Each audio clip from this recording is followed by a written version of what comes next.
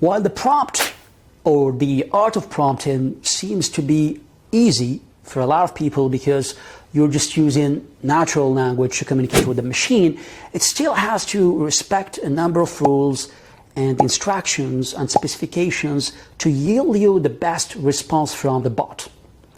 So think about this. At school, for instance, when the students are provided with an exercise or a problem in math or physics, you don't just ask them for the value of x or y.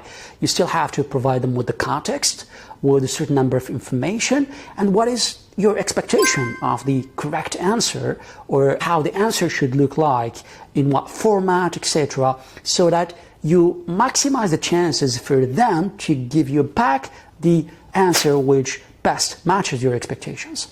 So basically the prompt should be written pretty much like a math or physics problem in primary school.